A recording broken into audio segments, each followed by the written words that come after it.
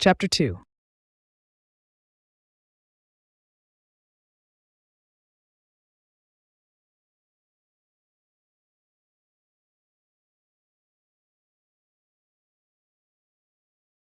Lucy, the roommate who loves to hear herself sing, is rushing around the living room, gathering keys, shoes, a pair of sunglasses. I am seated on the couch, opening up shoeboxes stuffed with some of my old things from when I lived at home. I grabbed them when I was home for my father's funeral this week. You work today? Lucy asks. Nope. I have bereavement leave until Monday. She stops in her tracks. Monday question mark, she scoffs. Lucky bitch. Yes, Lucy. I'm so lucky my father died. I say it sarcastically, of course, but I cringe when I realize it is not actually very sarcastic. You know what I mean, she mutters. She grabs her purse as she balances on one foot while sliding her shoe onto the other. I am not coming home tonight. Staying over at Alex's house, the door slams behind her.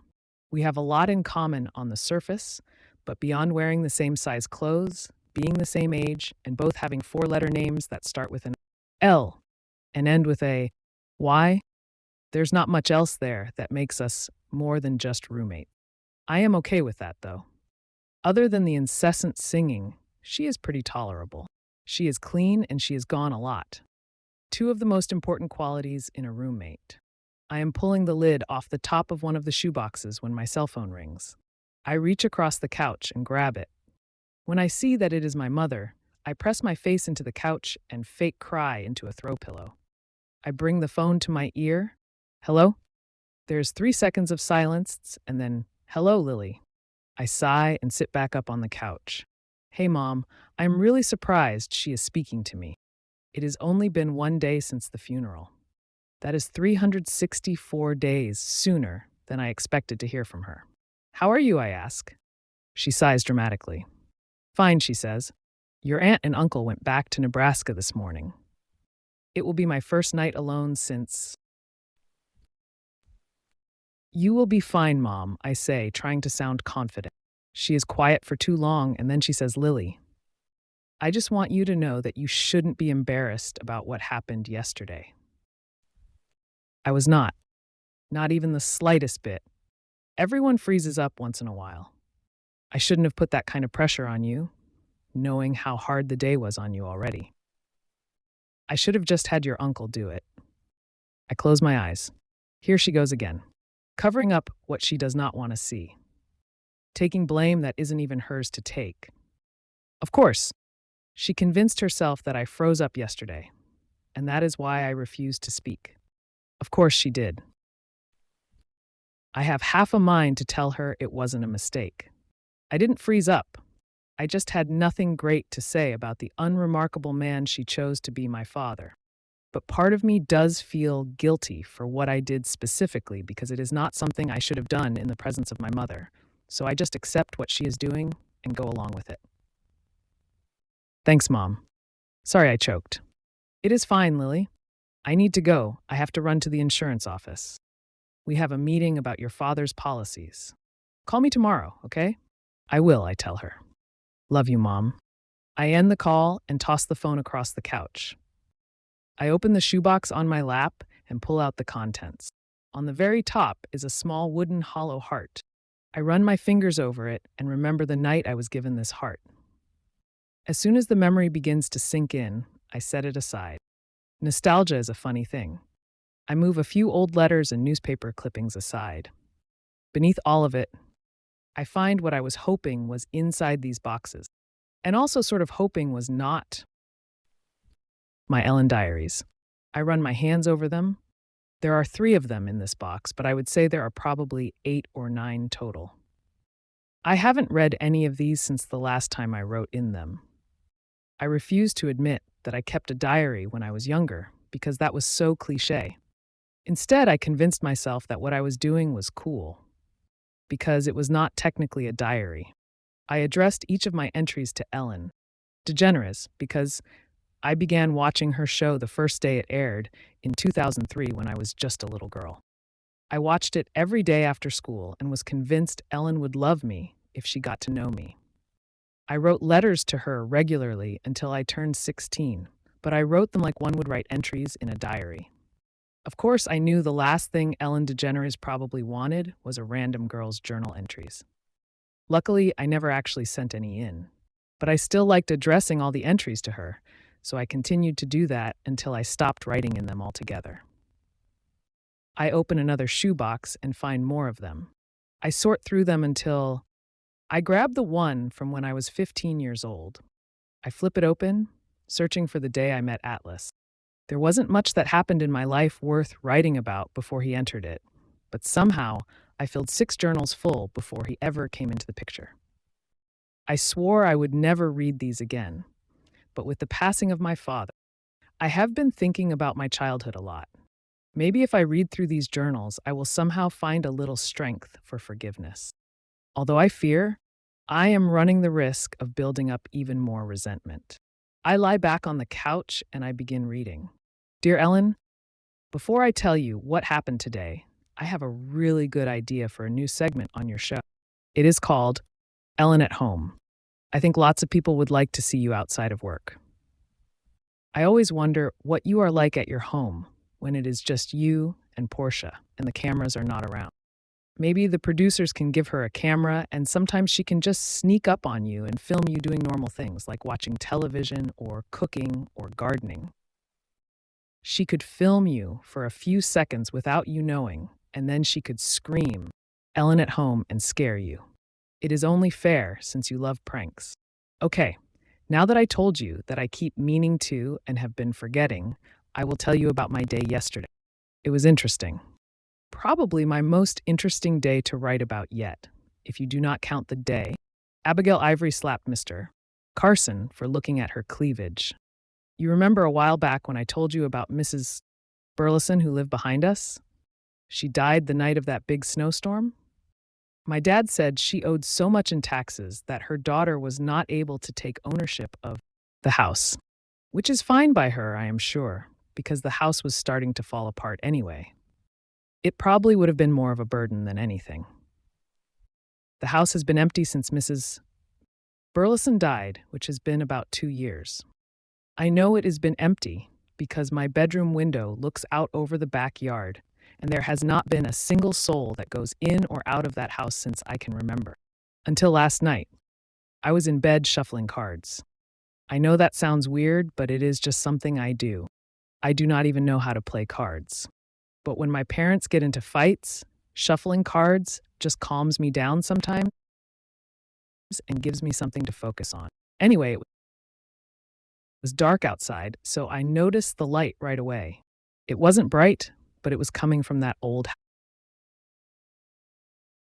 house. It looked more like candlelight than anything, so I went to the back porch and found Dad's binoculars. I tried to see what was going on over there, but I could not see anything. It was way too dark. Then, after a little while, the light went out. This morning, when I was getting ready for school, I saw something moving behind that house. I crouched down at my bedroom window and saw someone sneaking out the back door. It was a guy, and he had a backpack. He looked around like he was making sure no one saw him.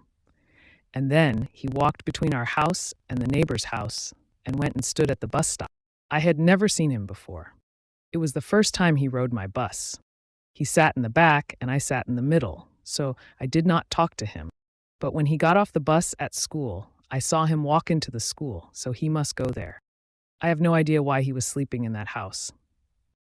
There is probably no electricity or running water. I thought maybe he did it as a dare, but today he got off the bus at the same stop as me. He walked down the street like he was going somewhere else, but I ran straight to my room and watched out the window. Sure enough, a few minutes later, I saw him sneaking back inside that empty house. I do not know if I should say something to my mother. I hate to be nosy, because it is none of my business. But if that guy does not have anywhere to go, I feel like my mother would know how to help him since she works at a school. I do not know. I might wait a couple of days before I say something and see if he goes back home. He might just need a break from his parents. Same as I wish I could have sometimes. That is all. I will let you know what happens tomorrow. Lily, dear Ellen, I fast forward through all your dancing when I watch your show. I used to watch the beginning when you dance through the audience, but I get a little bored with it now and would rather just hear you talk. I hope that does not make you mad. Okay, so I found out who the guy is, and yes, he is still going over there. It has been 2 days now, and I still have not told anyone. His name is Atlas Corrigan, and he is a senior, but that is all I know. I asked Katie who he was when she sat next to me on the bus. She rolled her eyes and told me his name. But then she said, I do not know anything else about him, but he smells. She scrunched up her nose like it grossed her out. I wanted to yell at her and tell her he cannot help it, that he does not have any running water. But instead, I just looked back at him. I might have stared a little too much because he caught me looking at him. When I got home, I went to the backyard to do some gardening. My radishes were ready to be pulled, so I was out there pulling them. The radishes are the only thing left in my garden. It is starting to get cold, so there is not much else I can plant right now. I probably could have waited a few more days to pull them, but I was also outside because I was being nosy. I noticed as I was pulling them that some were missing. It looked like they had just been dug up. I know I didn't pull them, and my parents never mess with my garden. That is when I thought about Atlas and how it was more than likely him. I hadn't thought about how if he doesn't have access to a shower, he probably doesn't have food either. I went inside my house and made a couple of sandwiches. I grabbed 2 sodas out of the fridge and a bag of chips. I put them in a lunch bag, and I ran it over to the abandoned house and set it on the back porch by the door. I wasn't sure if he saw me, so I knocked really hard and then ran back to my house and went straight to my room. By the time I got to the window to see if he was going to come outside, the bag was already gone. That is when I knew he had been watching me. I am kind of nervous now that he knows I know he is staying there.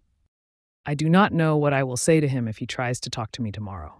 Lily, dear Ellen, I saw your interview with the presidential candidate Barack Obama today. Does that make you nervous? Interviewing people who could potentially run the country? I do not know a lot about politics, but I do not think I could be funny under that kind of pressure. Man, so much has happened to both of us. You just interviewed someone who might be our next president, and I am feeding a homeless boy. This morning when I got to the bus stop, Atlas was already there. It was just the 2 of us at first, and I'm not gonna lie, it was awkward. I could see the bus coming around the corner, and I was wishing it would drive a little faster. Right when it pulled up, he took a step closer to me, and without looking up, he said, "Thank you." The doors opened on the bus, and he let me walk on first. I didn't say, "You are welcome," because I was kind of shocked by my reaction. His voice gave me chills, Ellen.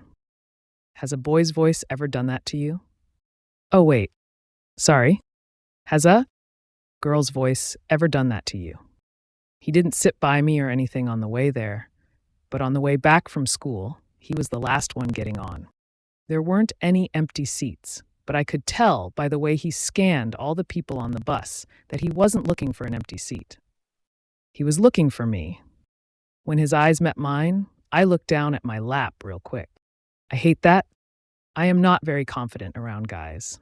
Maybe that is something I will grow into when I finally turn 16. He sat down next to me and dropped his backpack between his legs. That is when I noticed what Katie was talking about. He did kind of smell, but I did not judge him for that. He didn't say anything at first, but he was fidgeting with a hole in his jeans.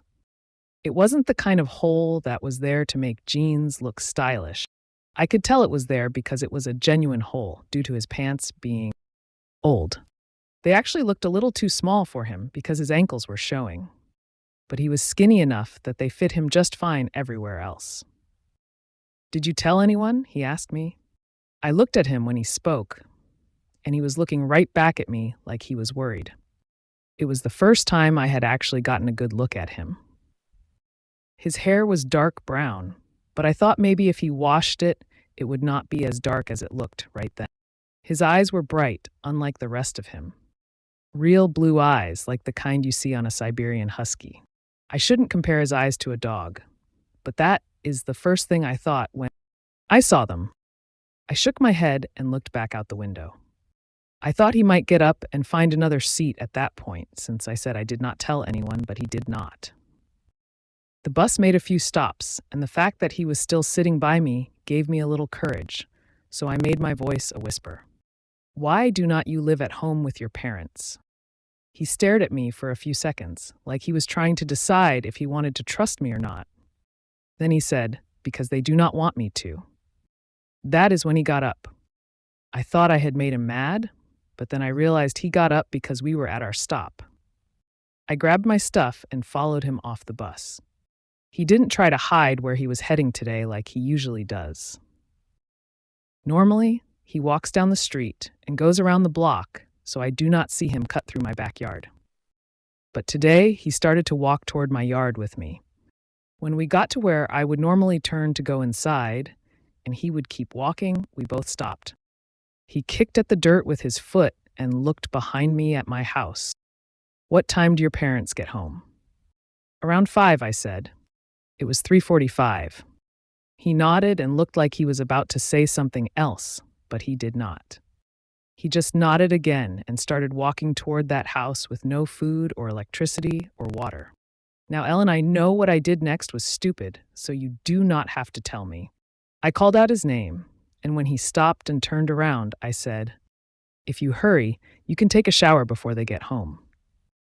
My heart was beating so fast because I knew how much trouble I could get into if my parents came home and found a homeless guy in our shower. I would probably very well die. But I just couldn't watch him walk back to his house without offering him something. He looked down at the ground again, and I felt his embarrassment in my own stomach. He didn't even nod. He just followed me inside my house and never said a word. The whole time he was in the shower, I was panicking. I kept looking out the window and checking for either of my parents' cars, even though I knew it would be a good hour before they got home. I was nervous. One of the neighbors might have seen him come inside, but they did not really know me well enough to think having a visitor would be abnormal. I had given Atlas a change of clothes and knew he not only needed to be out of the house when my parents got home, but he needed to be far away from our house. I am sure my father would recognize his own clothes on some random teenager in the neighborhood. In between looking out the window and checking the clock, I was filling up one of my old backpacks with stuff. Food that did not need refrigerating, a couple of my father's t-shirts, a pair of jeans that were probably going to be 2 sizes too big for him, and a change of socks. I was zipping up the backpack when he emerged from the hallway. I was right. Even wet, I could tell his hair was lighter than it looked earlier. It made his eyes look even bluer. He must have shaved while he was in there, because he looked younger than he did before he got in the shower. I swallowed and looked back down at the backpack because I was shocked at how different he looked. I was scared he might see my thoughts written across my face. I looked out the window one more time and handed him the backpack. You might want to go out the back door so no one sees you. He took the backpack from me and stared at my face for a minute. What is your name? He said as he slung the pack over his shoulder. Lily. He smiled. It was the first time he had smiled at me, and I had an awful shallow thought in that moment. I wondered how someone with such a great smile could have such bad parents. I immediately hated myself for thinking it, because of course, parents should love their kids no matter how cute or ugly or skinny or fat or smart or stupid they are. But sometimes you cannot control where your mind goes. You just have to train it not to go there anymore.